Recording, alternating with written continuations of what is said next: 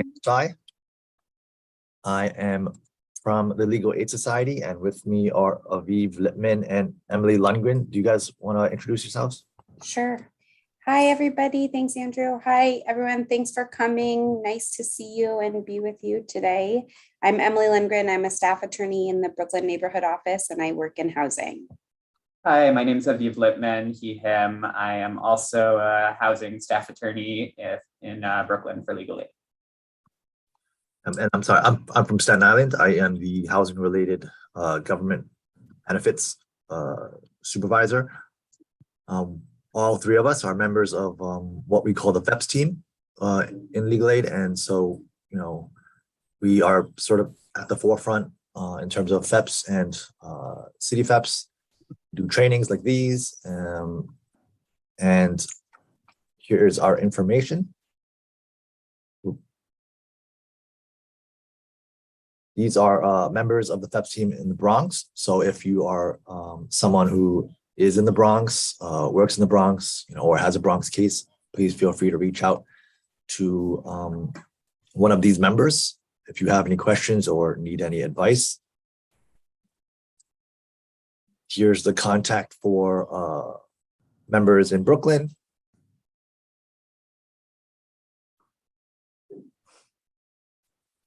Here is Manhattan, Queens, and Staten Island.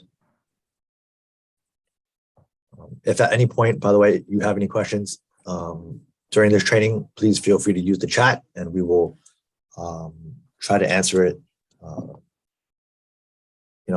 either live or Aviv has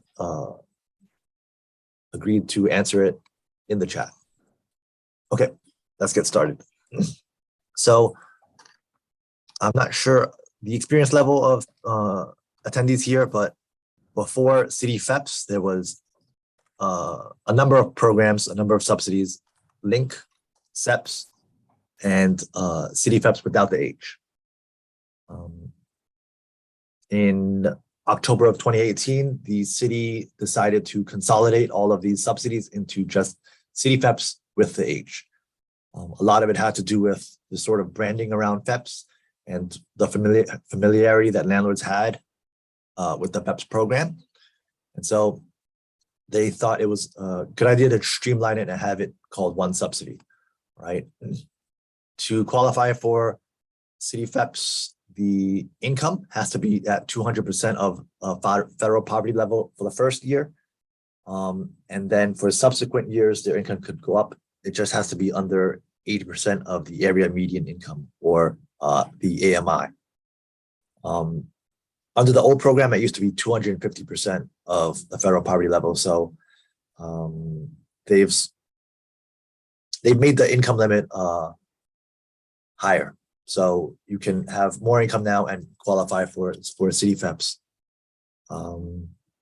There is one remaining LINK program, LINK 6, and that's to cover subtenants living with a tenant of record. It's very sort of a unique situation, so we don't see it often. In your sort of printouts that you get from HRA, if you do see like HRA payments, they might still be calling them LINK, but for the most part, it's usually CityFHEPS.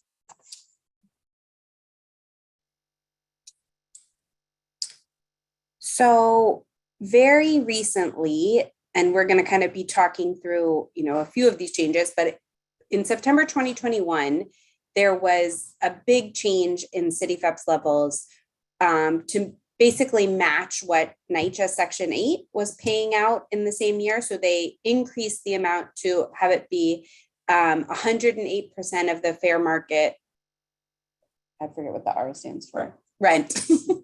Thanks, Aviv. Fair market rent.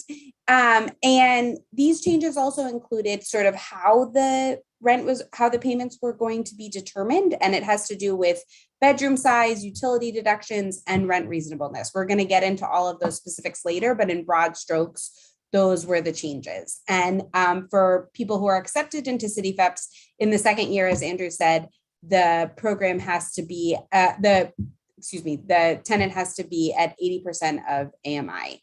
And I think that we posted this in the chat, but I'll also just make a note here. The PowerPoint will be posted. So any of this information you'll be able to get subsequently, just so you know that. So don't feel panicked to get everything down or do anything right now.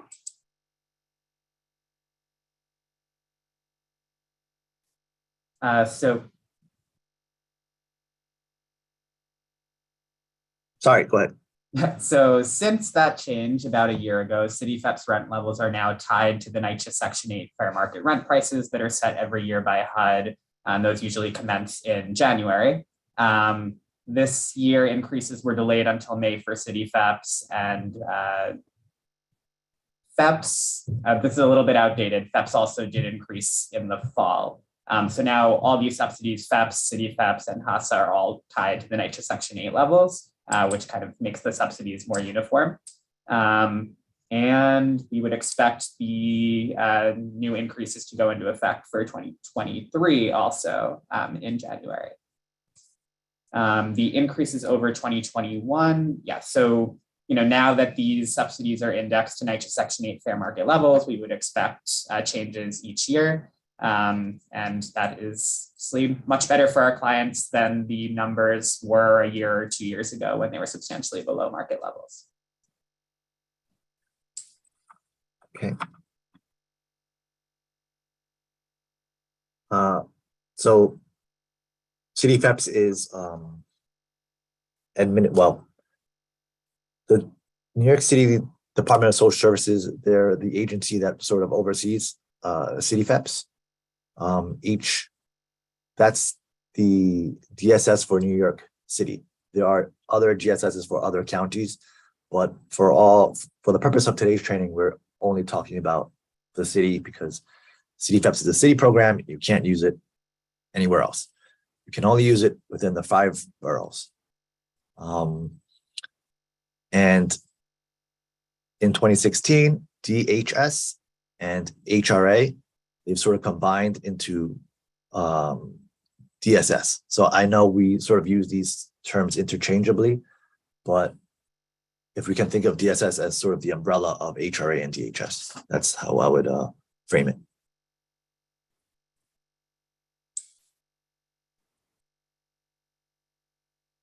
CityFHEPS in the community, it's the smaller program. You'll learn later there's also CityFHEPS out of the shelter, but for now, we're going to talk about CityFHEPS in the community. So there are two types of this CityFHEPS in the community program. And in general, actually not in general, entirely, you're going to be dealing with CityFHEPS A, because as you'll note in the CityFHEPS B column, it's still a program that is kind of to be established, but the existence of it, I guess, keep that in your dreams for the future of what might be possible. But for right now, we're focused on CityFHEPS A, which are the type of vouchers for people in the community.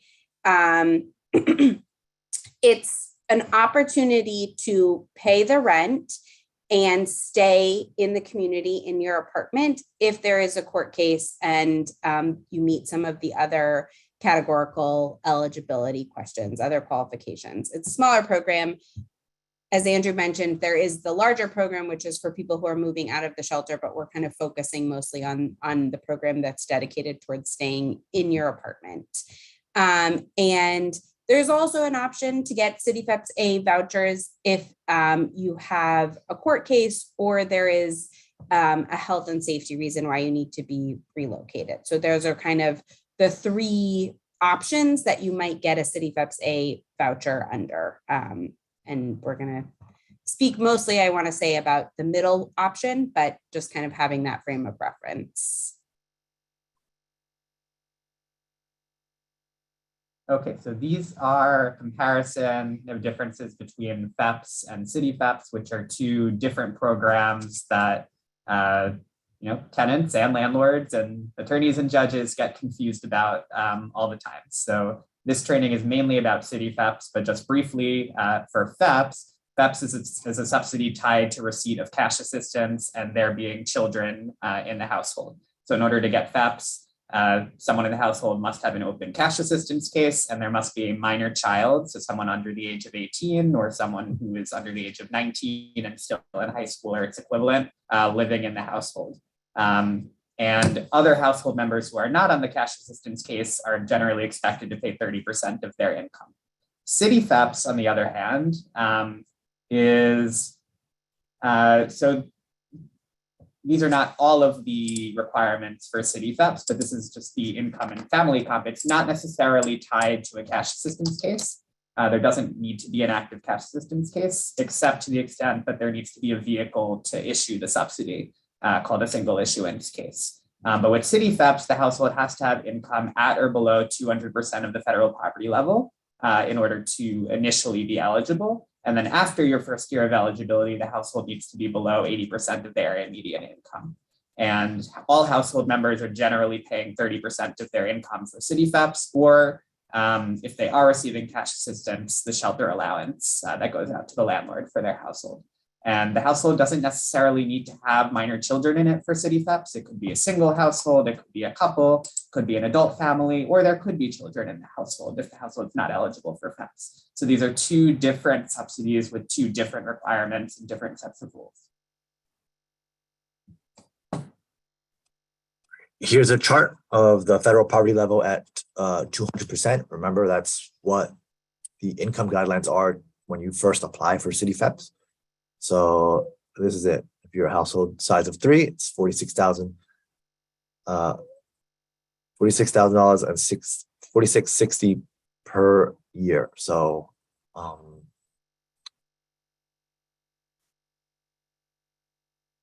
gonna move on. So these are the area median income limits that are effective in New York City in 2022. As we mentioned, for the second year of program eligibility, right, you need to be at 80% of the AMI. And so the idea there, right, is kind of like that your income could go up a little bit, right? If we're looking at the difference between the federal poverty level and AMI, your income can go up a little bit between the first year and the second year. And you could still be eligible so long as you meet that threshold. So I think it's ideally, right, what we all, I think, sort of hope the power of these vouchers do is that they help families and individuals stabilize so that they can then afford rent and afford their expenses, and then possibly, it's okay if their income keeps going up. So just having that frame of reference, these are the limits. This information is here. You can also, if you just Google AMI New York City 2022, you should be able to find it. But you have that as your reference from year 1 to year 2 based on the family size.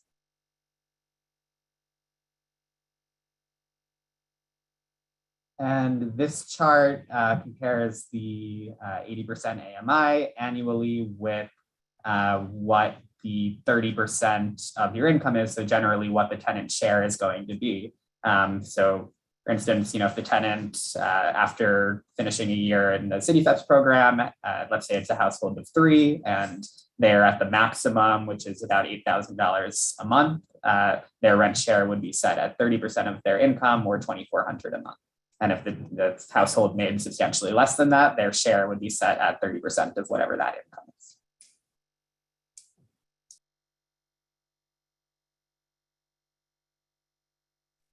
So along with these changes, the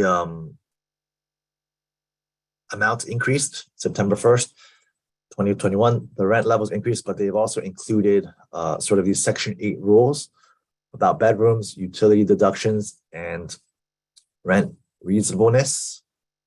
We're going to discuss these in future slides. And the increased subsidies, they are about $500 to $800 a month from the past levels. But again, that's all taking into consideration utility deductions, bedroom sizes, and determining whether or not the rent was reasonable.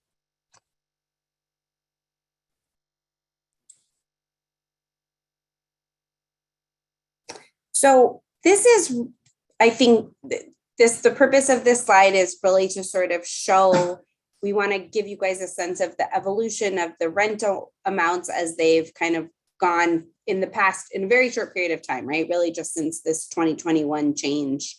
And this is helpful, I think, if you're reviewing, if somebody, you have a housing court report or you're looking at a benefit statement and you see these figures, it kind of can help you maybe to understand what sort of subsidy they were getting or what was going on, and just having that reference. But also, I think it's kind of hopeful because it shows how much the numbers have increased, and it's a big change from where they were between October 1st, 2019 and August 31st, 2021. So these limits stopped being the limits on September 1st, 2021, but that's the way that it looked. And the way that the subsidy worked is that if you had a cash assistance case, you could get the shelter allowance for your household size.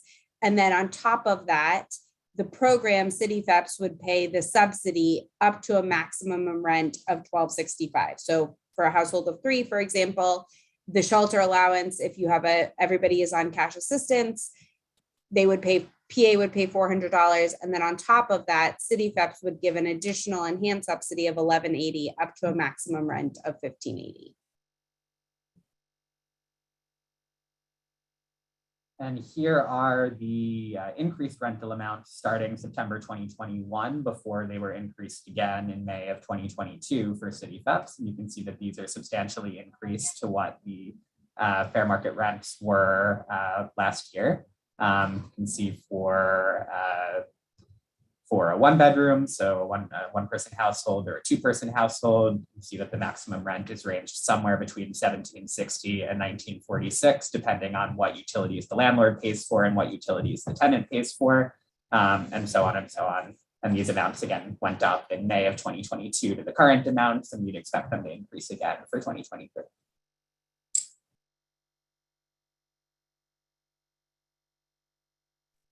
Here are the May numbers and the current numbers. Again, we're looking at what utilities are or are not included. And we won't have to memorize these numbers much longer because they're going to go up again, like Aviv says, in January, because they track with the Section 8 levels.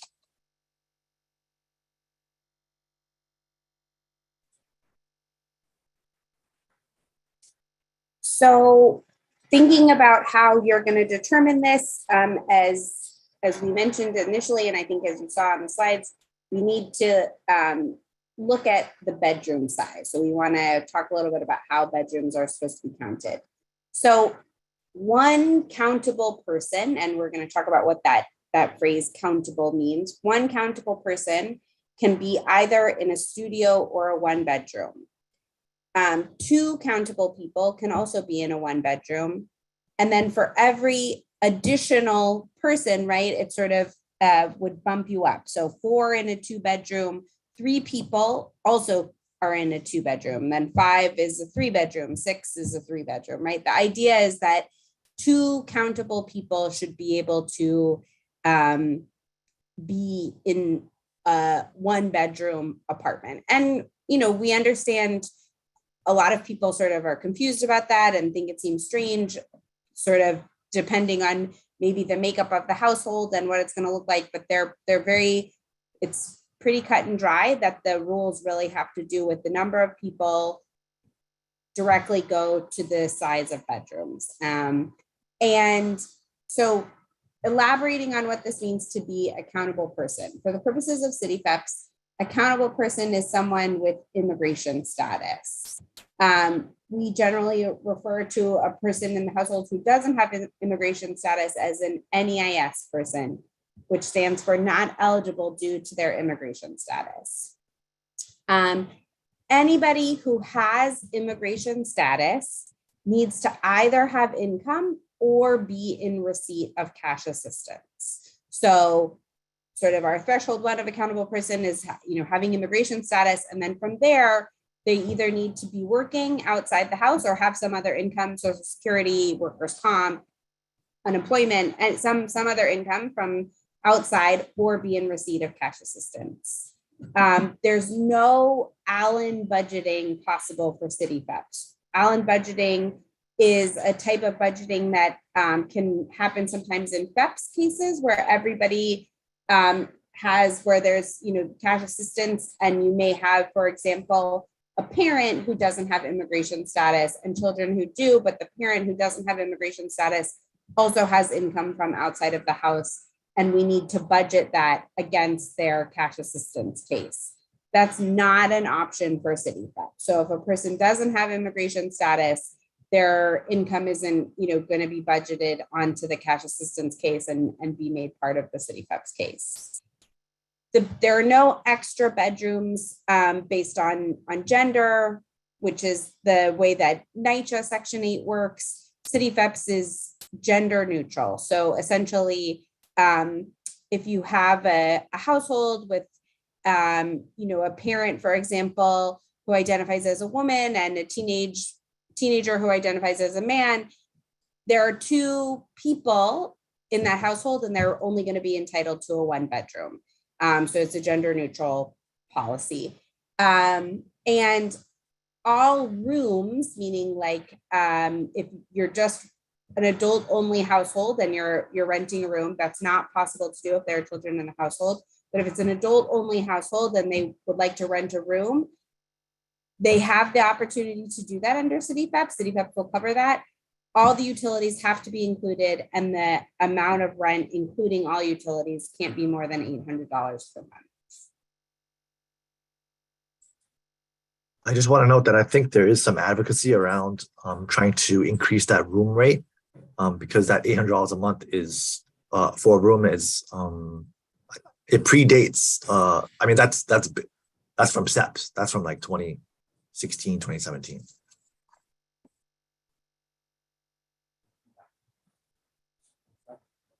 So the bedroom rules are frustrating and confusing. No one is stopping, let's say, a 4-person household from living in a 3-bedroom or a 1-bedroom, even though what they're entitled to is a 2-bedroom. The issue is that they're only entitled to the 2-bedroom subsidy. So absent some sort of reasonable accommodation, which we'll talk about later, if a 4-person household is living in a 3-bedroom, they're only entitled to the 2-bedroom subsidy. And would only be able to rent an apartment with CityFHEPS at the 2-bedroom limit. So example here, it says if the household has more bedrooms than the formula, the cost of the apartment must fit the formula.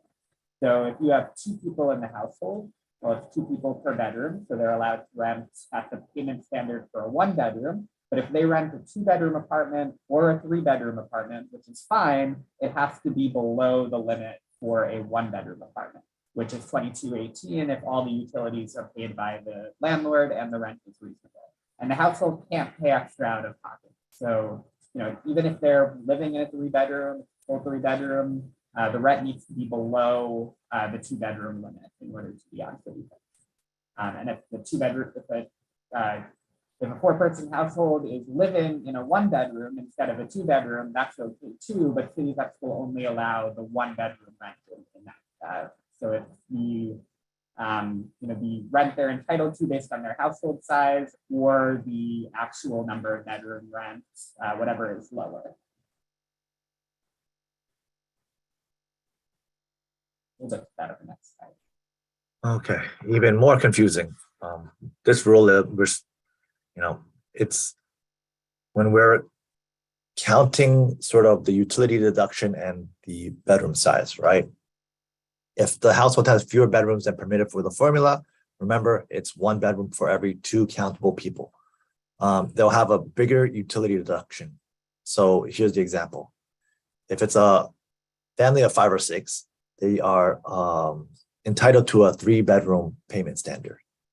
But if the apartment that they are currently in is a 2-bedroom and we're applying for CityFHEPS for them, right?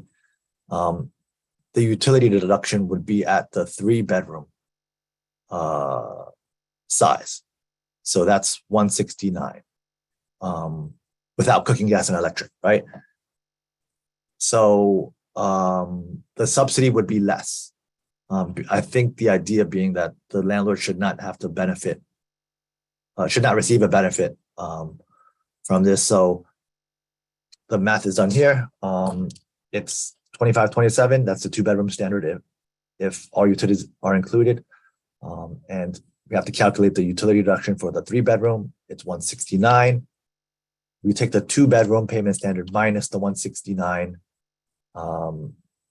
They can only get 2358 for that 2-bedroom. They cannot get the full 2527. And the tenants can't pay the difference. That's not allowed. So the landlord will have to either agree to that amount, or they'd not be eligible for CityFHEPS for this apartment.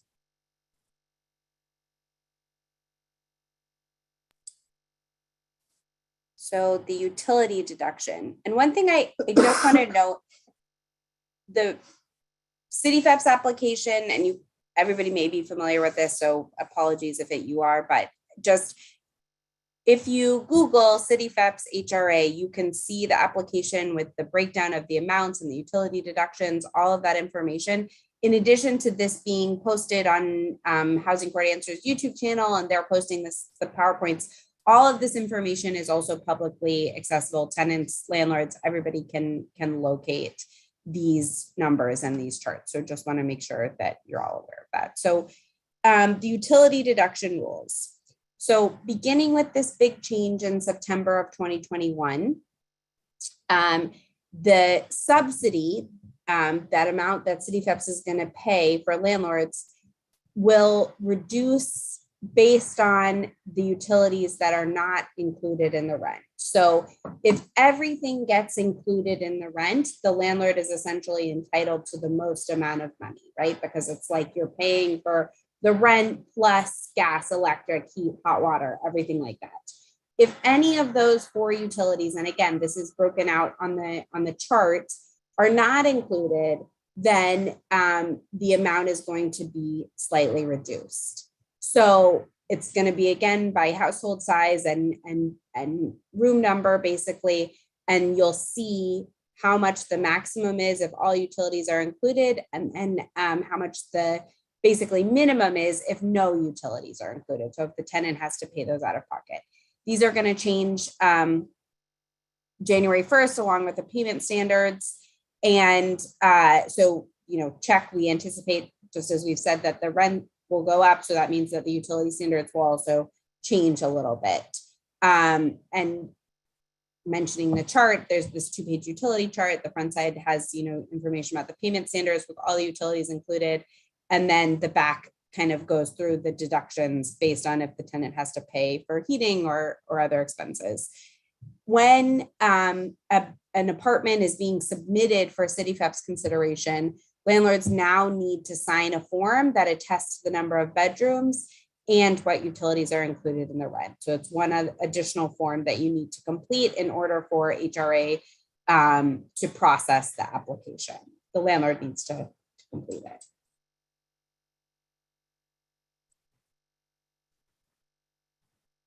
So why do these utility rules exist, other than to make things more complicated? This is about, again, the standardization of the subsidies to make the different subsidies more alike. So trying to make CityFHEPS and FHEPS more like the Section 8 program, which also is utility dependent, but in a slightly different way. It changes the subsidy paid to the landlord, but if the tenant pays some of their utilities with Section 8, the tenant gets the utility credit subtracted from their share of the rent. So the tenant benefits in that sense. With CityFHEPS, the way the rule is currently constituted, no one benefits. It just limits the subsidy going to the landlord and the number of apartments that a tenant is allowed to rent. There's legislation pending at City Council currently and advocacy being done to try to eliminate these deductions. But right now, the rules exist, and you can take a look at the chart to see, I think sometimes landlords see shopping letters with the maximum rent, and then the process takes a turn because they find out they're actually not entitled to that full amount because the tenant is supposed to pay some of the utilities and the deduction would be applied accordingly. Yeah, I would just add there, I think when we're counseling clients, I always really try to direct people to the minimum amount, the amount where no utilities are included, because I think if you can find an apartment under, or your apartment is under that amount, it's going to be guaranteed, because I think Aviva is exactly right that kind of navigating that discussion with landlords, there can be, dollar signs in their eyes at the beginning because they think they can go all the way up to the maximum, but depending on really what utilities are being paid, it's going to bring it down, and that can create complications. So if you can stay even under the minimum, that just makes things easier.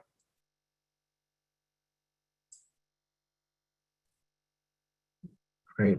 So here's another sort of limiter as to the max rents that landlords and tenants are entitled to. The rent reasonableness test. This test has been suspended. We don't know when it's going to come back. We think it's going to come back soon. But like Emily said, when landlords see their chart, they automatically go up to the highest rent on the chart, right? That's how it's working sort of right now, sans the utilities deductions. But if this test comes out, HRA will also be looking at whether or not the rent for the apartment is reasonable. And how they determine that is, sort of doing a market analysis of the other rents being charged at the time of leasing and at the time of a rent increase. And they are using this sort of database to compare apartments. The landlord can challenge this finding, and there's a form for the landlord to object. But again, we haven't seen this really roll out in full effect yet. They did it early on. They stopped doing it, but we think they're going to start administering this test again soon. So another sort of reason to negotiate, the lowest sort of rent possible that we can get.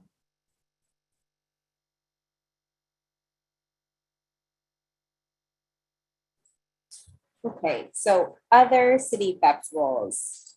Andrew, probably I think it's okay for us to go to the next slide to talk about what they are. Also, just out of curiosity, because I think it also might help us a little bit to give you guys tips. But if you want to write in the chat kind of the organization that you're working for and like how you might use this information, or just sort of why you're at this training, maybe we can tailor sort of also what we're saying to make that a little bit more applicable. If you're so inclined, no pressure, but if you feel interested in doing that, it might be helpful. So this is kind of all of that bedroom stuff. Those were big changes and big, differences to the rules for how the payments were made. But I think kind of this slide is the fundamental bedrock of CityFHEPS, right? That all of that money sort of aside and what payments are going to be made, a person is not going to be eligible for CityFHEPS unless they are a household facing eviction or that has been evicted in the last 12 months, and they include one of these 5 categories. So you need to have a US veteran in the household. You need to live in a rent-controlled apartment, either live in it or be able to save it. You need to have DHS, meaning Department of Homeless Services, shelter history, right? Only DHS shelter. There are some other types of shelters in the city, but for the purposes of CityFHEPS, we're concerned about your history in a DHS shelter.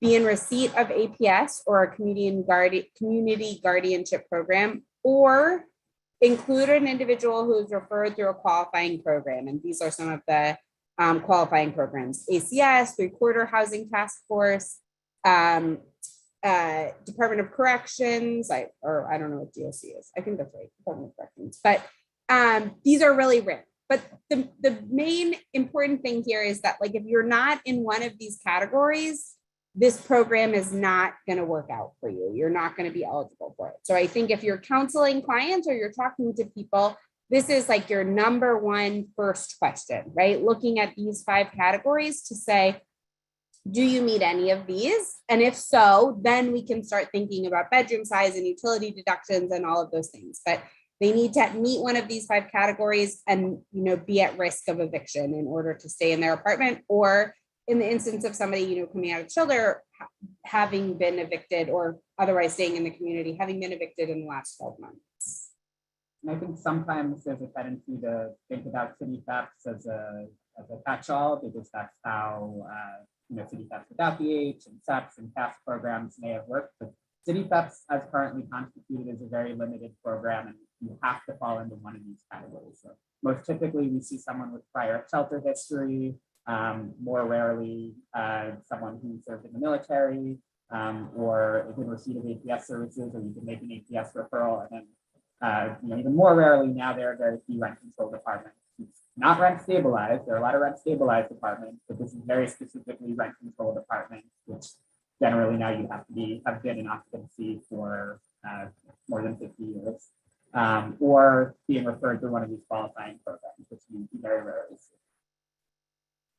This goes into more specifics about showing that you meet one of those eligibility requirements. So if you're in the veteran category, you would want to show discharge papers from the armed services. If you're in the rent control category, you'd want to show documentation that the apartment is rent controlled. Again, not rent stabilized, that won't work. So rent controlled, maybe the court petition in a non-payment case will say that it's rent controlled, or that it will be in there in a settlement from court. Documentation from housing community renewal, the agency that oversees rent stabilized and rent controlled apartments. Generally, again, rent control, there are very few rent controlled apartments left, because the building would need to have been built before 1947, and the tenant would need to have been living in the apartment before 1971, which is a long time ago. If you're in the prior shelter history category, there should be a history that shows up in the Paris computer system. Or if you get a housing court report from HRA, benefits history, it should also show whether someone's been in the shelter recently.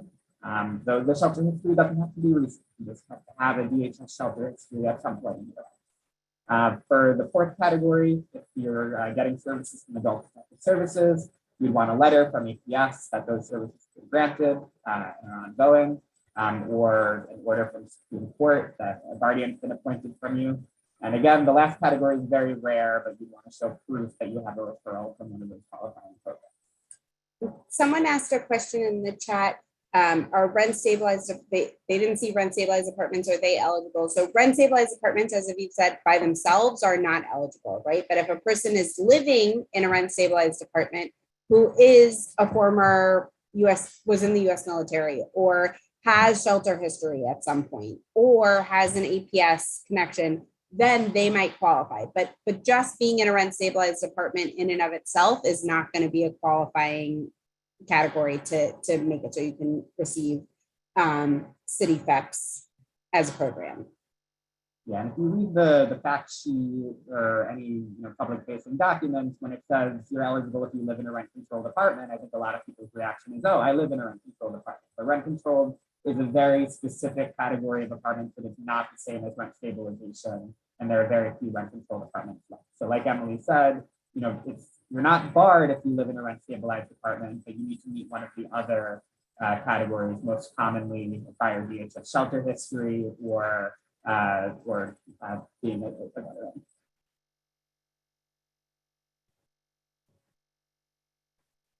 Okay, so like Emily and Aviv said, one of the categories is they have to be in receipt of APS services.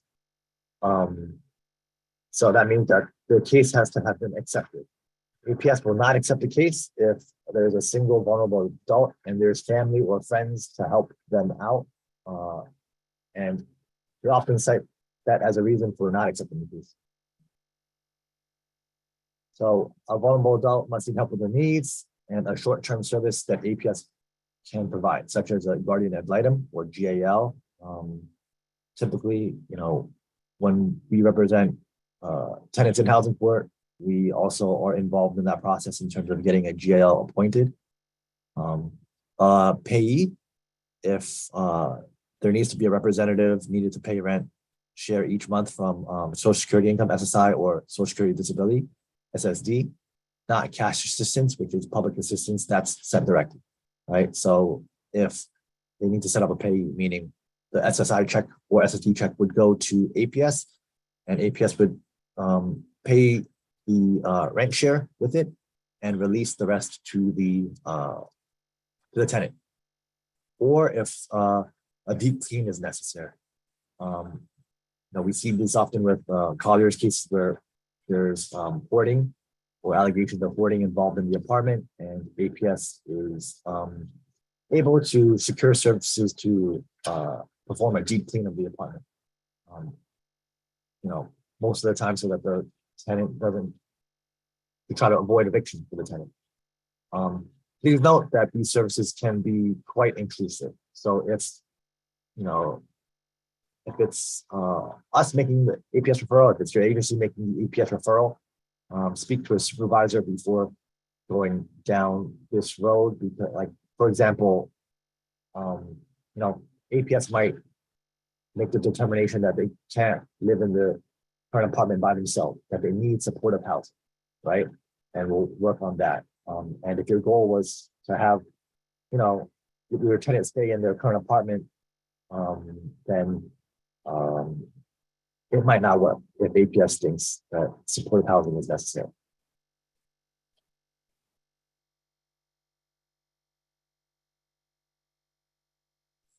So, okay, other older rules. And Amanda, I see your question in the chat, and I'll just answer it really quickly. So yeah, I think that there is no time limited. I mean, I've definitely seen people with shelter history from quite some time ago. I think the issue that you may just run into, if it's older, is just getting the verification. Obviously, if there is the system was different when the person was there and they can't confirm it through the care system, that may be the challenge, but there shouldn't be a time limited requirement. In other words, like if you were in the shelter 10 years ago and you can demonstrate that, you should be able to still qualify. So these are some other older rules for community FHEPS, right? Generally, we say that a person who is, if you're going to qualify for this program, you need to have a lease or other agreement or some sort of regulatory right to stay in the apartment for a year, right? So the idea is that if there are rental arrears due, or if there's any kind of payment that's going to be made to the landlord, the city wants there to be some guarantee that the people who they're paying this money on behalf of, the tenants, are going to be able to stay in this apartment for at least a year. So for some people, that's just going to be a straight lease. In our role as housing attorneys, we often negotiate this through a court stipulation, right? So we might agree with the landlord and their attorney that the tenants have the right to stay in the apartment for a year on the condition that they receive a CityFHEPS voucher, right? And they're able to get their rent paid going forward. You also might be able to see it. So sometimes we have clients who live in rent stabilized apartments who their landlords are, maybe not the most pressed about getting them a lease, and they don't have a current lease, right? They have a lease maybe that they signed when they first moved in, but they never received a renewal lease. And so you should be able to still show that because they live in a rent stabilized apartment and they have this regulatory right to a renewal lease, even though their landlord has not taken them up on the offer of giving it to them, they have the right to stay in the apartment, and that should be enough, even if they don't have a current lease. But there needs to be some way to demonstrate that for at least 12 months, the household has the right to stay in this apartment.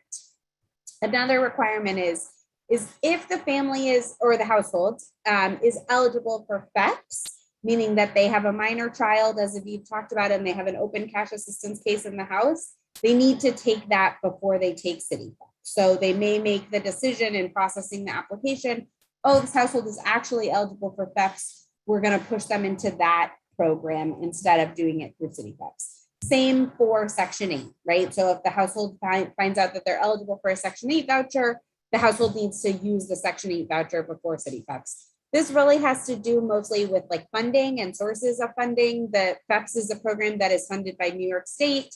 Section 8 is funded by the federal government and the state often in other capacities. And it's really kind of taking from those those sources instead of going to CityFHEPS. So if you're eligible for either one of those programs, you need to take those programs before you take CityFHEPS. Again, as we stated previously, anybody who's in the household needs to have income. Anybody who's eligible needs to have income, whether it's cash assistance or income from an outside source. And if you don't have cash assistance, then you're going to be expected to pay 30% of your gross income towards the rent. Income before taxes is what HRA is going to be looking at, your gross income. And those shares are going to be set for 1 year. At the end of every year, you'll do a recertification unless your income goes down. So this is kind of a nice thing. The benefit goes to the household of, for example, let's say when you start CityFHEPS, your income is, at $20,000 a year, and you're going to be set at 30% of that gross income. But over the course of that year, maybe you earn more money. You're going to get to keep your original share until your recertification the next year, unless your income goes down, at which time you can request what's called a modification to have your share adjusted to reflect your decrease in income. So you're protected if you have a decrease, and you're not going to be penalized for a year if you have an increase in your income.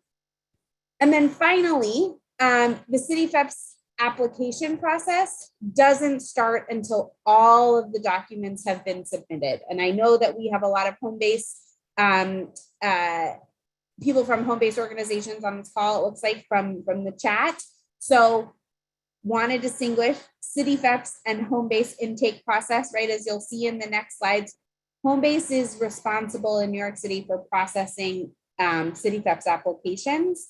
Each organization has its own intake process, and they need a tenant or a household who's looking to get CityFHEPS is going to have to go through that intake process and then the CityFHEPS application process. And the CityFHEPS application process isn't really going to start until they have everything. Everything has been collected by Homebase and they can send it all to HRA.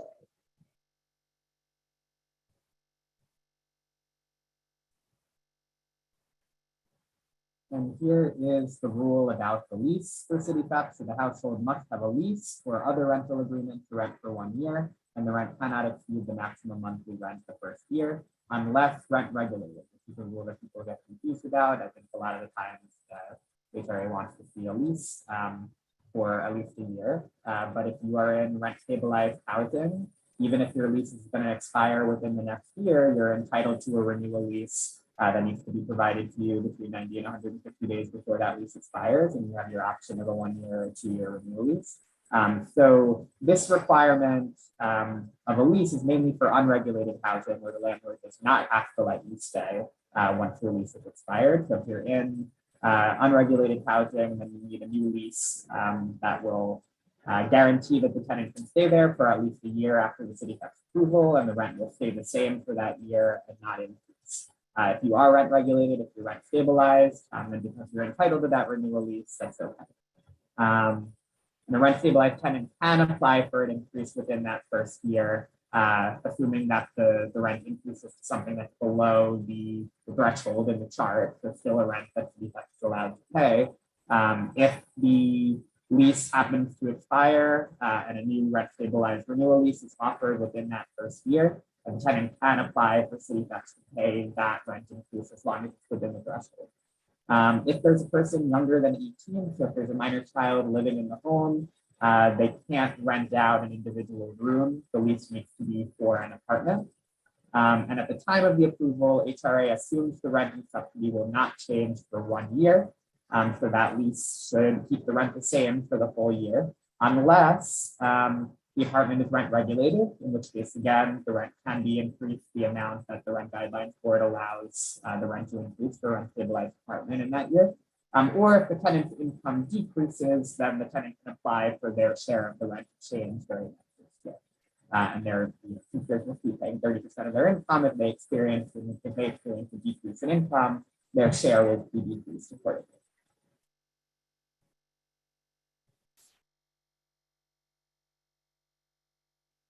Okay, CityFHEPS rents and shares are generally set for 1 year when the subsidy starts.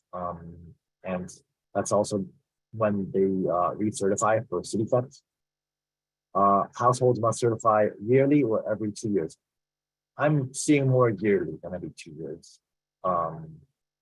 If a household does not receive a recertification form, it can be printed from the web, or a household can call HRA for a copy. Yes, so before their recertification is due, what HRA does is they'll usually mail a pre-filled recertification form, and it'll say, this is the income that we have on file. Has it gone up or gone down? And then you just check off.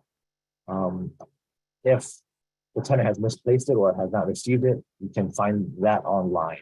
The CityFHEPS renewal form. And there's instructions in the form of how to submit it.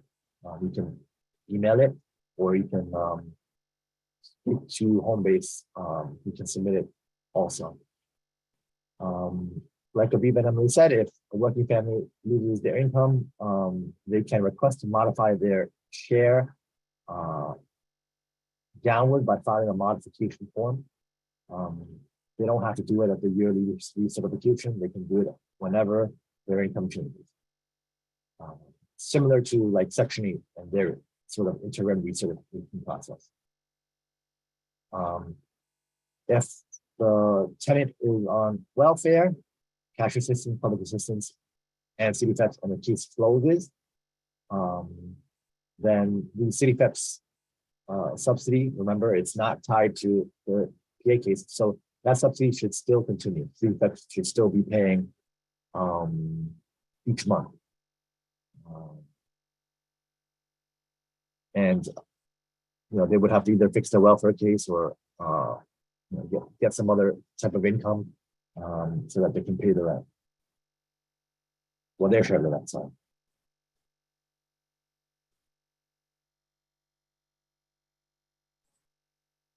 So this is just kind of an example to think about how you can advise people about what their rent will look like, or what sort of subsidy they're going to be entitled to get. So if the household, the only income in the household is cash assistance, and we assume that all utilities are included and the rent is reasonable, a household of 3 would be, the maximum rent that they could rent an apartment for is $2,527. And so if the apartment costs exactly that much, the way that the payment itself sort of breaks down is that $400 is going to be the shelter allowance from cash assistance, and $2,127 is the enhanced subsidy that's going to come from CityFHEPS. Similarly, right, we have a household of 4 also going to be entitled to a 2-bedroom household. So the maximum rent is going to be $2,527. The shelter amount goes up slightly and the subsidy amount comes down slightly, right, to balance out there. If the household has a mixed income household, in other words, some people in the household receive cash and some people receive another income from outside of the household, possibly SSI, then this is a household where there are 3 people total, 2 people get cash assistance and 1 person gets SSI. So the family, the recipients on cash assistance, we're taking the same maximum rent, again, assuming that all the utilities are included and the rent is reasonable. So we have $2,527 is the maximum for this household of 3. $283 is the shelter allowance for the 2 people who are on cash assistance. And then the person who is on SSI is going to pay 30% of her income. So 30% of her monthly income of Social Security, which is $864, is equal to $259.20. So what's going to happen here, and I'm sorry, I sort of said this in a way that might be a little confusing, but the subsidy amount is going to be subtracted. So based on her contribution. So public assistance is paying $283. The SSI recipient is paying $259.20. And then CityFHEPS will pay the remaining $1984.80. So coming to that total of $25.27. please ask questions if that was confusing, because I feel like I probably should have worked the math backwards to make it a little bit clearer. But essentially, you can see that the way the payment is being divided, each sort of component of the household, those on cash assistance and those on and the individual on SSI, are each paying to add up to the total, plus the CityFHEPS enhanced subsidy on top of it.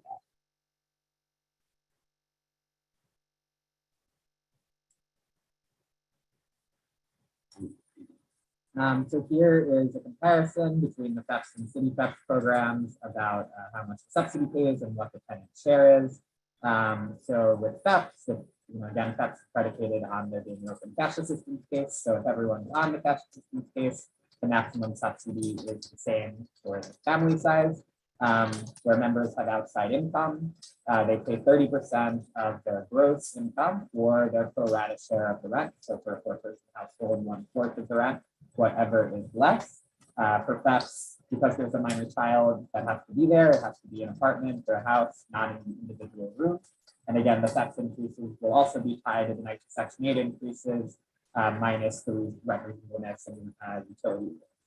CityFHEPS, again, is the focus here. The maximum subsidy is the same if everyone in the household is receiving cash assistance, which is not necessary for CityFHEPS, but also possible to have a household composition where everyone's receiving cash assistance, then the maximum subsidy will be the same. But members who have outside income, who are having come through employment or Social Security or anything else, are expected to pay 30% of their gross income. And the subsidy that goes directly from HRA to the landlord will be reduced accordingly because the tenant has to share.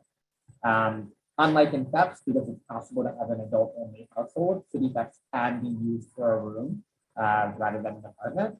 And then with the standardization of the subsidies, CityFHEPS increases will take place each year, tied to the NYCHA Section 8 levels, with the reductions for utilities and possible adjustments for rent fees.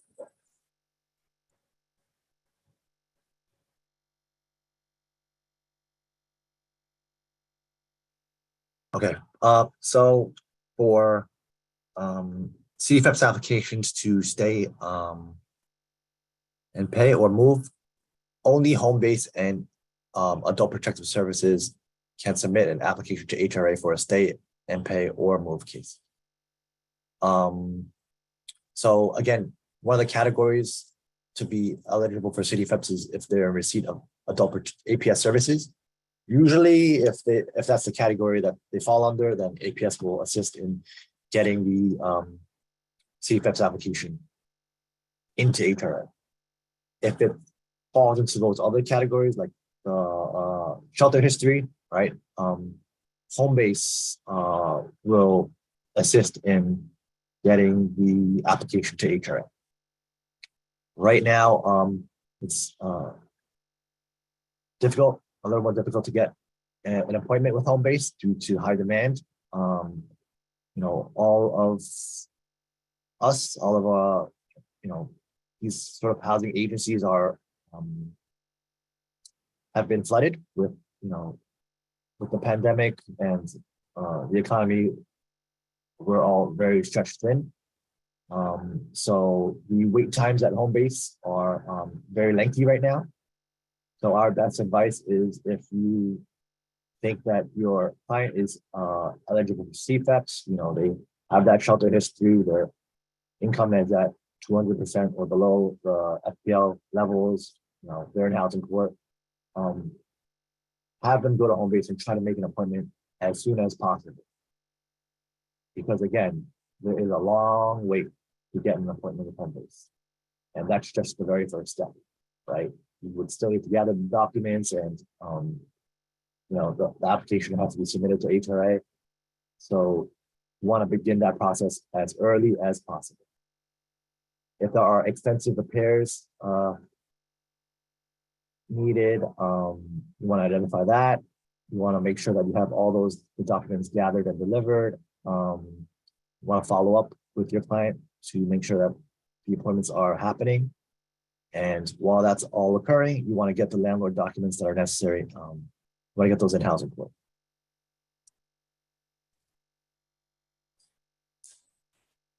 Before I move on to the slide, I just want to answer, there couple of questions, and I feel like I'm just not typing fast enough to respond. So I'm going to just answer a couple here. So, and Miriam, I saw your question. I think it sort of touched on what Andrew was actually just talking about. Like, you're exactly right. It is really hard to find apartments right now in general. And it's, the process of, for kind of all the way down the line, right? From working with brokers to connecting with Homebase to doing all those things. So we don't have specific information in this training about where tenants with vouchers can have assistance finding an apartment. And I hear you touching on the income discrimination, which is a huge issue. There are a lot of brokers and landlords who won't talk to people with vouchers, and that's absolutely in violation of New York City human rights law. So, those are options, but I know it doesn't really help for people who really just need the apartment right now. It's a kind of a bigger cultural shift that we have to be thinking about. So we don't have those resources here. I think that, what we're always just trying to do is, look for lists of brokers. And sometimes, home-based locations will have these where you can reach out to them, of brokers who work specifically with people with vouchers, who kind of have a sense of the market and have a sense of landlords. So I would recommend going to the home-based locations and speaking to them about that. Or if you have clients who have a caseworker, you can try talking to them there. But I'm sorry, I know that's an unsatisfying answer, and I wish I had a silver bullet, because it's really a huge problem, and you're absolutely right tapping into that. And Jessica, I also saw your question. So receiving social SSI doesn't affect eligibility for CityFHEPS or FHEPS sort of on its face. I guess I would need a little bit more specificity about kind of the circumstance. FHEPS, if there is a household where there's a minor child and they're receiving cash assistance, and there also is somebody in that household who's receiving SSI, that's not going to impact their eligibility for FHEPS. But if they don't have any cash assistance or minor children, their only income is SSI, they're not going to be eligible for FHEPS. And then in terms of CityFHEPS, they could have SSI, but they're going to need to meet one of the other categorical eligibility requirements in order to qualify for the program. So it's hard for me to answer it as like a simple yes or no, because I think it is fact specific and kind of depends on the circumstance. But merely having SSI shouldn't, categorically disqualify you from either of these programs. So I'll say it that way. So processing, now I'm jumping back to the slide, pivoting back. We can come back to questions in a minute, but so processing the applications in the community, FHEPS applications to stay can be processed by a handful of legal service providers, the homeless diversion unit at the HRA Job Center, or APS. So there are that's 3 options of ways that people who have FHEPS, not CityFHEPS, can have their applications to stay in their current apartments to be processed.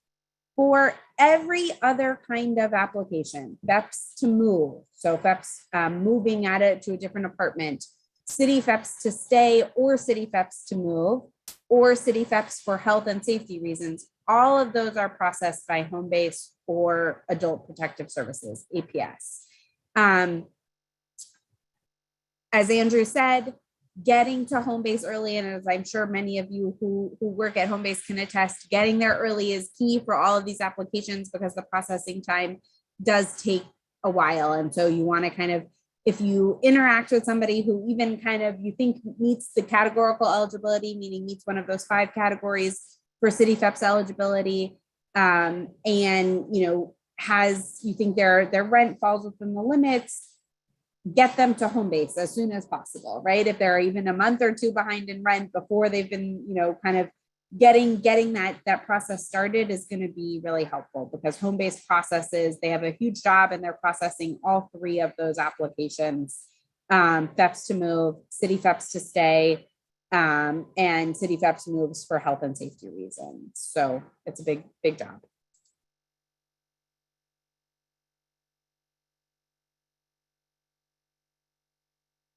Okay. So again, after you meet with the client for the first time, and you do think they are eligible for CityFHEPS, you want to confirm with them their income to make sure It's at 200% of the FPL. You want to look at how many individuals in the household to determine what bedroom size they're eligible for. If it's a stay case, you know, what their current bedroom size situation is, whether or not they are currently paying for utilities, and if so, what utilities are they paying for? Because remember that all factors into how much CityFHEPS will pay. In terms, if they are on public assistance, you want to clear up any sort of sanctions that might be on the case, because that will reduce the income in the household. If the arrears are very high, you'll want to try to get that waived, meaning, the landlord won't agree not to sue for those amounts. They'll just sort of forgive or release those amounts. So, right now the arrears limit for FHEPS is 20,000. And so we can sort of use that as a guide for CityFHEPS, right? If the arrears are currently 50,000 and we're trying to get a CityFHEPS to stay, HRA is most likely not going to pay that, right? So we want to try to get a waiver of some of the arrears to get that number down. A lot of landlords may agree to that, right? Because it's either they get, let's say, 20,000 or they get nothing, right? But that's on a case by case basis.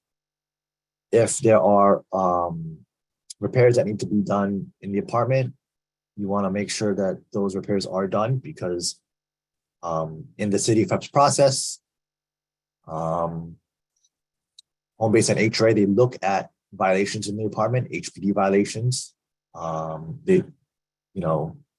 Because you want CityFHEPS apartments to be safe and habitable, right?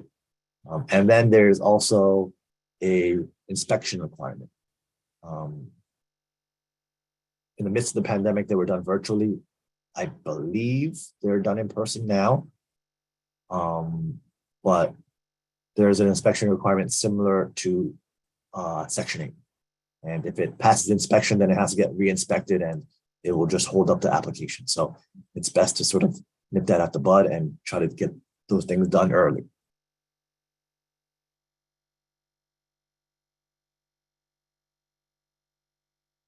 So, sorry, y'all. These are the documents that landlords need for a pay and stay case, meaning a case where the tenant, the household, is going to stay in the apartment where they are, and the arrears, if any are owed, are going to be paid through CityFHEPS.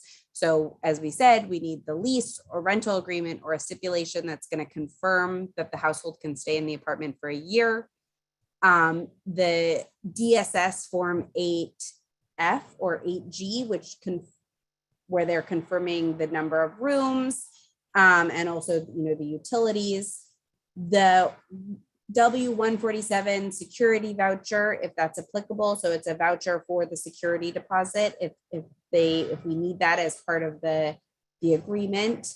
Documentation of any arrears that CityFHEPS is going to pay. So that could be a breakdown, it could be a stipulation from court, it could be a court order, or during the calendar year of 2022. And we hope that this will continue, but at least for now, if a client is even just served with a rent demand, meaning as you're all probably familiar, prior to being evicted and prior to even being taken to court for non-payment of rent, landlords are obligated to provide tenants with what's called a rent demand, which is usually it's a 14-day notice indicating that rent hasn't been paid. And during the 2022 calendar year, so about to expire, just the rent demand, even before the housing court case has started, and there's any risk of eviction, just the rent demand is sufficient proof of the arrears documentation. The landlord must fill out a W-9, which needs to match the deed that's available on the city's website, ACRES, which is their kind of the records site that shows all of those proof of ownership. And then also proof of ownership, which can be the deed. And if, sometimes maybe landlords are having a difficult time, there are really, it's really only the DSS 8F form and the landlord W9 that they absolutely have to fill out. The rest of these, you can usually help tenants get through their own means, right? They should have a breakdown that their landlord gives them. You can locate the proof of ownership using ACRIS, and hopefully, the tenant will have the lease. That would need to be submitted. I'm sorry, Andrew. Oh, no, sorry. One note is if ACRIS is used by of every borough except for Staten Island. So if you are trying to get proof of ownership or something and the landlord is on Staten Island, the deed will be available on the Richmond County Clerk website, because for some reason Staten Island does not follow the ACRIS system.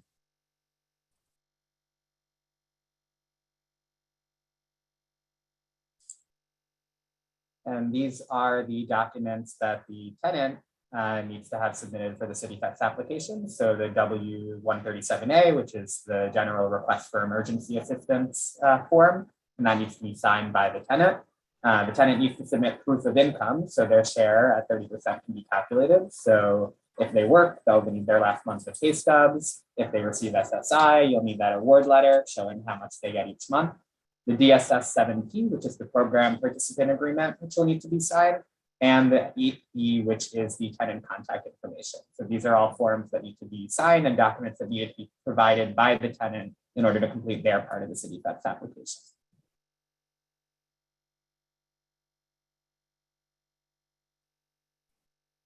These are some of the documents for that are needed from Homebase or APS.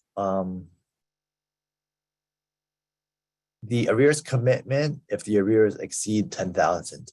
Right now, the cap is about 20,000. We don't know how long that's going to last for.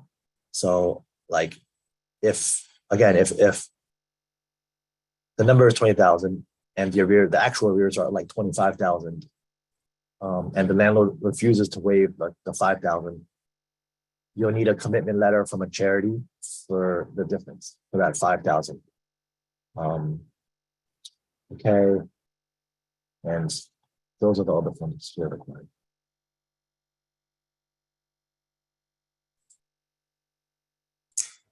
Okay, I'm just looking at the question. Can the tenants take the documents at the time of intake if they have an approved CityFHEPS from the shelter?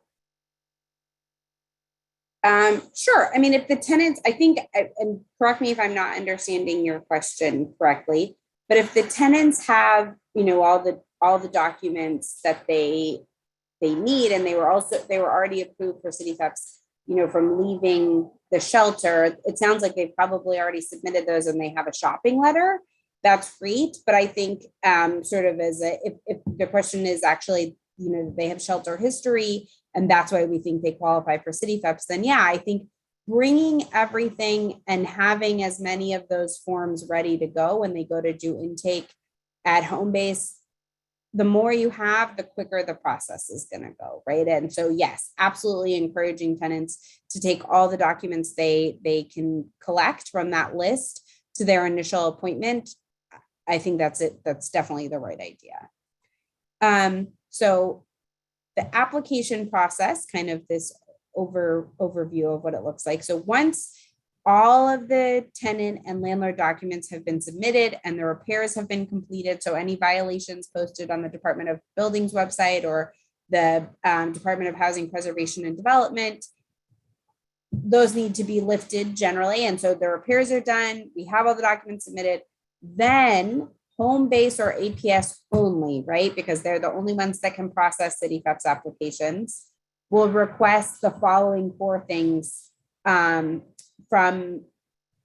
various kind of city agencies, basically, or as part of their process. They're going to do a database check to kind of confirm, sort of verify the information that's been provided to them. They're going to do an actual or a virtual, in the time of the pandemic, HPD. HPD is the Department of Housing Preservation and Development inspection. This is to see, make sure that the repairs really have been done. The apartment is in a good condition. Before the pandemic, it was actually a human being who was going to the apartments to check them out, or the house to check them out. Now it's a 12 paid, it's a virtual inspection during the pandemic. That's how they've been doing it. Once this database check verifying all the information and the home inspection have been completed, then everything is going to be submitted to HRA for approval. So if either step 1 or 2 doesn't pass, then the application isn't going to go forward to HRA, right? Homebase is doing those 2 initial steps. Then they're sending everything, the results of those 2 steps, plus all of the documents that have been submitted to HRA for an approval. If they're missing any of the documents, if anything isn't there, then the application isn't going to be processed. It's going to be, you're going to get a rejection.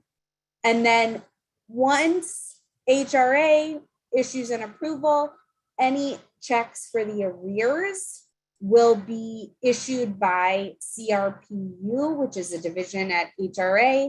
And those checks generally should be made out to the landlord directly. They may be made out to APS or Homebase, but usually they're made out directly to the landlord, who will then, be able to cash them. So, and again, we're thinking of these applications as people who are staying in their apartment. They meet one of those 5 categorical CityFHEPS eligibility requirements.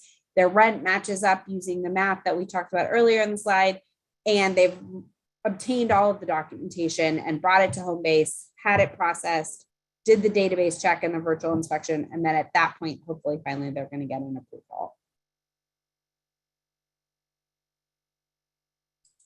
And so here is some more information about the 5 databases that HRA checks to see if there are violations. So they're going to check the Department of Buildings for vacate orders. So those are orders issued by the Department of Buildings saying that someone or everyone living in a given building or part of a building need to leave due to structural issues, stop work orders.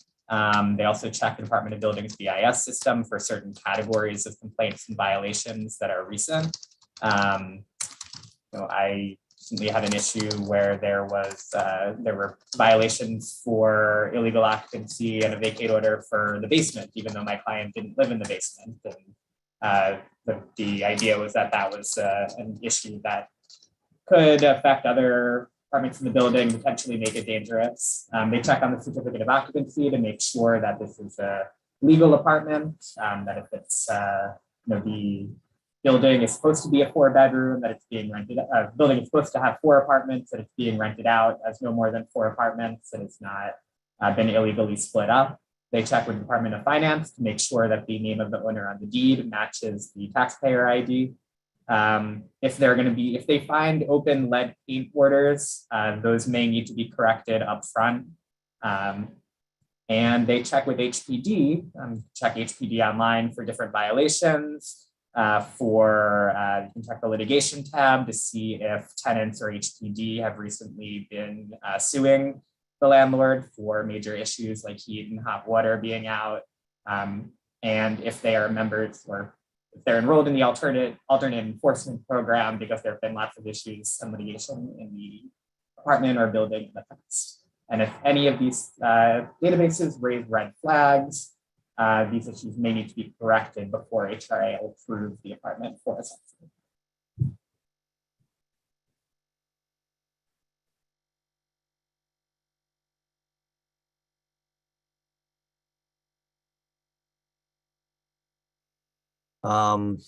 Sorry. There's also a fire department database that's checked, and Department of Health database that is checked. Like Aviv said you want to, check those yourself for the client, because you don't want to waste time on an apartment that will never get approved. So something like a vacate order, or something in violation of the CLO is probably never going to get approved.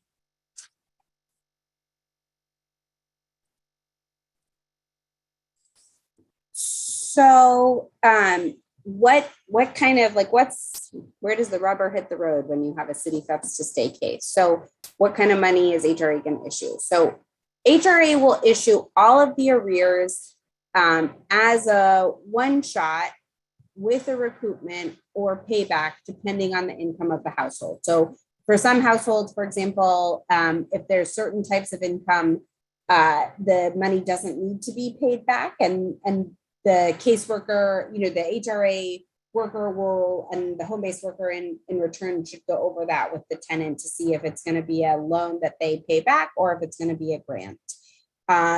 The tenant has the opportunity to challenge the payback portion based on the notices that they get through a fair hearing or negotiate a payback agreement with HRA.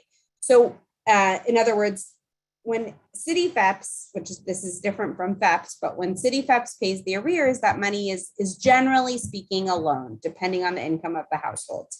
And I think in our practice, as a general rule, we advise people that they should pay attention for the notice that they get to when they're being asked to pay back the money.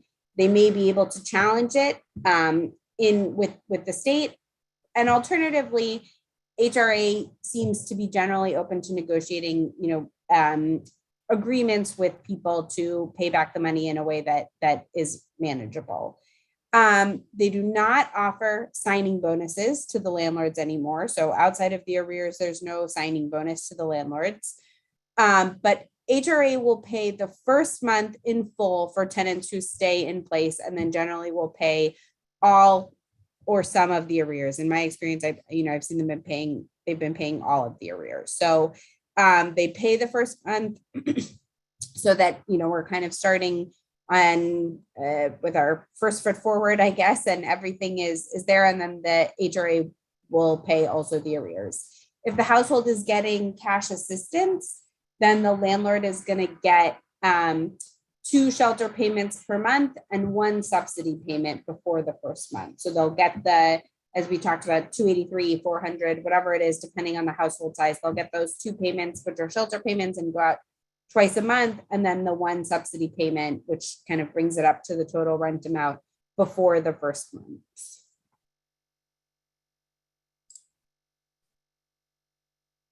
And moves in the community. So CityFHEPS, someone who is trying to move to a new apartment in the community with the CityFHEPS subsidy, are processed by Homebase as well. CityFHEPS move in the community can happen if you have an apartment in a housing court case that doesn't pass the inspection, or if the landlord wants the tenant out and is not willing to give a lease and doesn't have to because the apartment's not rent stabilized or otherwise rent regulated. Or if the landlord is not willing to lower the rent and the rent is too high for CityFHEPS, and so the tenant is going to have to move, it's also possible to move with CityFHEPS and get the subsidy in place in a new apartment, subject to all the issues tenants have finding a new apartment, which has been discussed here and in the chat.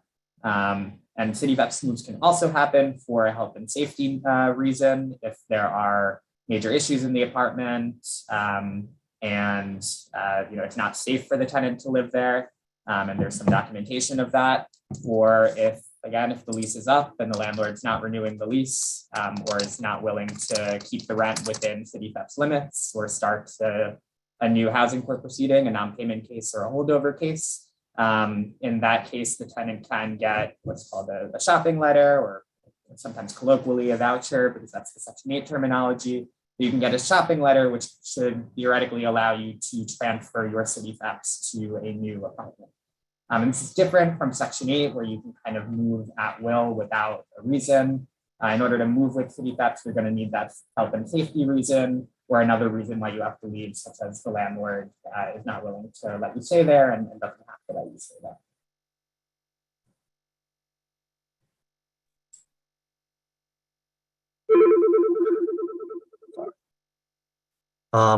Okay. Shopping letters are issued via Homebase and APS. Homebase requests a shopping letter approval from HRA for a household who already has CityFHEPS. HRA approves shopping letters to Homebase or APS for the client if there's a new CityFHEPS move due to holdover, meaning the landlord wants possession of the apartment back, if there isn't a lease, and if there are conditions. These moves due to health and safety, we get a lot of clients who maybe want to move because the apartment's too small, or the relationship with the landlord has soured. Usually, like for health and safety, it has to be there needs to be documentation and a reason that, you know, HRA would deem acceptable for a health and safety move. So, like, you know, an example would be one of my clients, you know, there was a fire in her apartment, right? So she had to move. Things like that, you know, would qualify. But, you know, if it's just that the apartment is currently like too small, that will be scrutinized by HRA.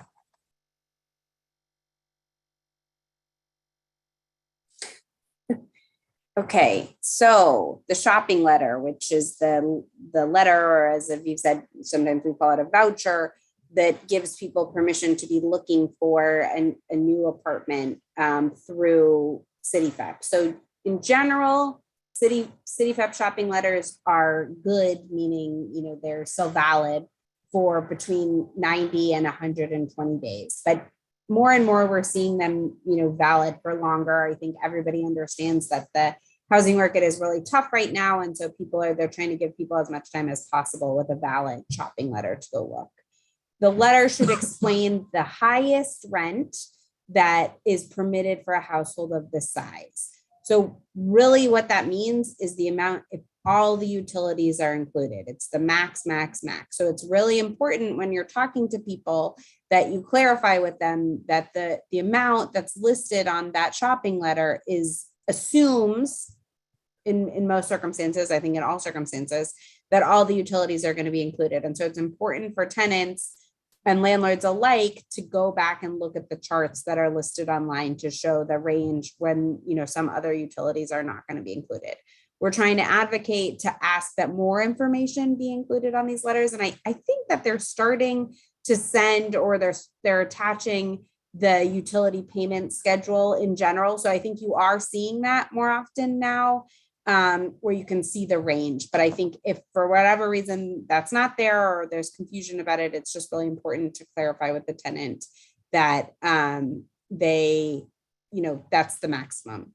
The letter should also indicate the estimated household share based on the sources of income, whether it's from cash assistance or from other income other than cash assistance.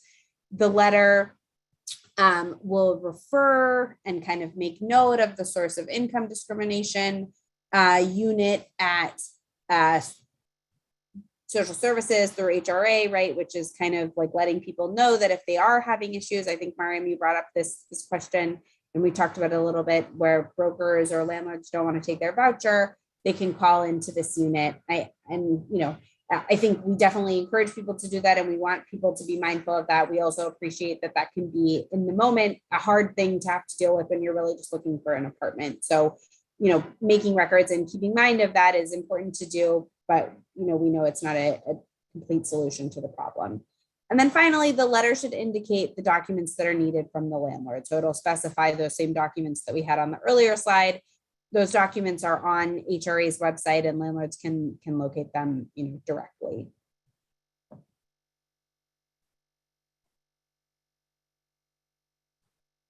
So after the tenant finds an apartment that qualifies based on the rent and the number of bedrooms and the utility deductions that we talked about earlier, tenant in the community would have to return to their home base with the documentation for that apartment. So generally you have a lease, and at that point, the tenant and the landlord would get the forms that they need to sign and submit the documentation to their home base and their zip code to be submitted to HRA. It's important for tenants looking for apartments and to find their apartments to keep in touch with their caseworker, know when their case closes, when their shopping letter expires, because it's going to take more time to reopen a case that's already closed once you find an apartment. And kind of the clock is ticking once you do find an apartment in order to get everything processed before the landlord gets fed up and no longer wants to rent the tenant the apartment, which unfortunately due to delays happens more than it should. There are some zip codes where Section 8 pays more than its voucher standards due to high rents in the neighborhood. So those zip codes, rents are more likely to pass rent reasonableness tests. apartments in neighborhoods with lower average rents. If the landlord is trying to charge a rent that is higher than average for those neighborhoods, are less likely to pass the reasonableness test when that is being applied. And if there are extra bedrooms for the countable people in the apartment, if you have two people who qualify for the 1-bedroom rate and they're renting out a 2-bedroom that is below the 1-bedroom rate, that is more likely to be considered reasonable because it is a 2-bedroom being rented out below the 1-bedroom rate. So the idea would be that it's a pretty good deal. So this is, when a tenant finally does find an apartment, it's important to get that information over to the home-based caseworker as quickly as possible so the process can be started to get the form signed, get the application submitted, get the documentation submitted, so that things can happen as efficiently as possible.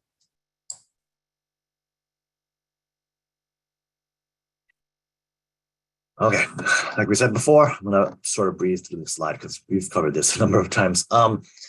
There's a checklist, a walkthrough of the unit, an inspection, even repairs that we deem as sort of small, like electrical outlet covers and things like those need to get done because if it fails inspection, it has to be re-inspected and will cause huge delays. This is similar to Section 8. I've had apartments fail because of electrical outlet covers, and re-inspections were necessary.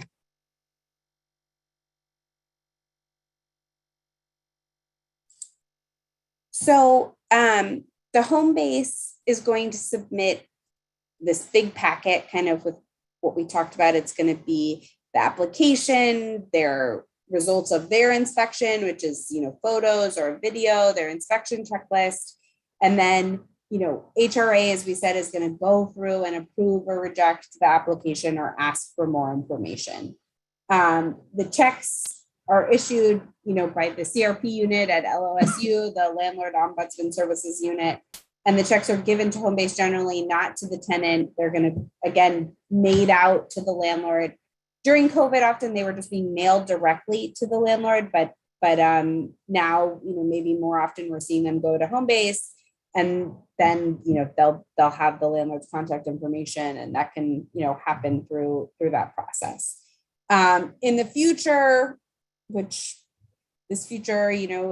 think we've been trying for this for a long time. I don't know if it's really happened, but HRA is trying to ask landlords to opt into electronic payment so that, the money can just be automatically transferred. There is a new program that's called Current, which, it stands or sort of references current rent. And the idea is that, that money will be just like going directly ahead. I think that it's a big technological undertaking, I think, for everybody involved to do. So it hasn't quite taken off, but that's the ultimate goal. And, ideally, I guess it would work well if landlords could get their money sort of more instantaneously.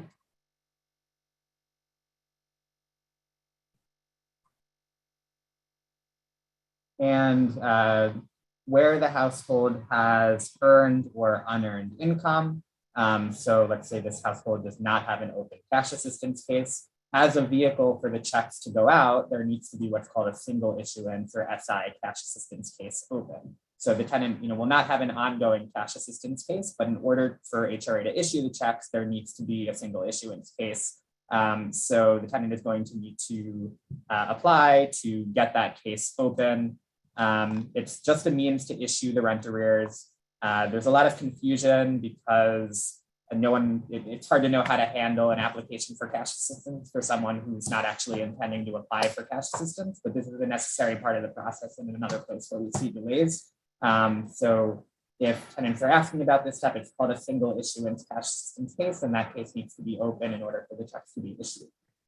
This little suggestion in the second paragraph here that if you're doing an application for cash assistance through Access HRA or filling out the paper application for cash assistance, you'd want to check off the box that says you need rent and upload a handwritten letter that says that you are applying for CityFHEPS. And the idea here is that this should be processed for CityFHEPS and a single issuance cash case should be open. and you put your the name of the home base that you're working with and the home base caseworker's name, contact information, so that HRA processes this as opening a single issuance cash assistance case solely for the purpose of getting the arrears out there, rather than an ongoing cash assistance case that the tenant is probably ineligible for if they have earned or unearned income.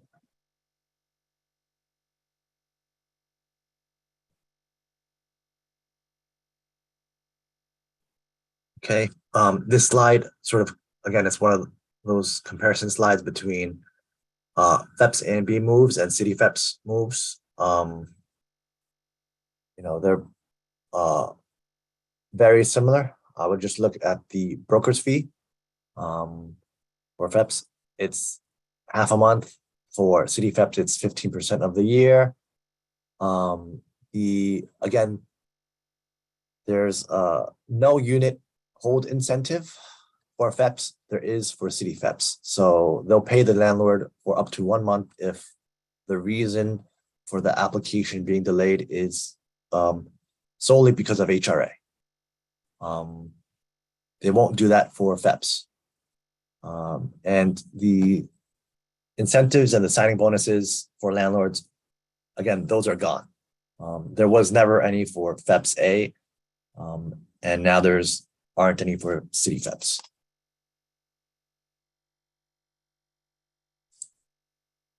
Okay, so moves from the shelter and in the community, sort of the idea being, maybe you're coming from the shelter, but also maybe you're just moving because of health and safety reasons to a different apartment in the community. So for FEPS, FEPS moves from the shelter are processed by the shelter provider. I think we had a question, I don't know if it was from Julia, I'm not sure, but they're going to be processed by the shelter provider. Usually HRAs, DV unit is heavily involved in FEPS B move outs. FEPS B, we didn't really talk about. There was an earlier training this week that you could check out about that, but they're going to be involved in those. FEPS A and B moves in the community, so not from the shelter, are all going to be processed by Homebase. Homebase is doing a ton of work and hard work. For CityFHEPS moves from the shelter, again, are going to be processed by the shelter provider, and the moves in the community are processed by Homebase. So basically, those are your two main sources, the shelter provider or Homebase. They're going to be the ones who are responsible for processing those moves and those applications. And modifications, recertifications, restorations, and renewals. So this is people who already have or had a subsidy, FEPS or CityFHEPS, and need to modify because there's been some change, recertify, which needs to happen every year, restore it after it's been terminated, or renew it. So for FEPS, there is no annual recertification, except for the fact that since there needs to be an open cash assistance case, the cash assistance case itself is going to need to be recertified. And that cash assistance case must remain open, and the youngest child must remain a minor child. Because again, for FEPS, you need an open cash assistance case and a minor child living in the household. For FEPS, any change in the household needs to be reported to HRA within 3 months of that change. So if the rent changes, household composition changes, someone's income changes, it needs to be reported as soon as possible. If FEPS gets terminated, it can be, you can do a restoration application without a new lawsuit if it's been less than 1 year since the termination. If it's been more than 1 year, you need a new lawsuit, a new eviction case in order to restore it. And there's technically a 5-year time limit for FEPS with possible extensions for good cause, but we haven't actually seen anyone so far be dropped from the FEPS program solely because of the 5-year limit. People have been on it for much longer than that. CityFHEPS, there is an annual recertification, and I've seen in the chat people commenting that people are not getting their recert packets, which is unfortunately definitely an issue. But you are supposed to recertify every year with your information about what the new rent is, what your income is, any changes in the household composition, so that the subsidy can be reset accordingly. The subsidy is set for 1 year for that first year, and then each year after the recertification. But it can be modified within that 1 year if you lose income, if you experience some decrease in income Your share should be set at 30% of your new income. So you would submit a modification explaining that you lost income and that your rent share should be decreased. Subsidy can be restored if terminated for good cause, and that can be even if it's been more than a year. The subsidy can still be restored if you can show that there's some good cause there. And again, there used to be technically a 5-year time limit for CityFHEPS, but under the new law, there's no time limit baked in. So as long as you remain eligible by income and by household composition for CityFHEPS, you should be able to stay on the CityFHEPS subsidy.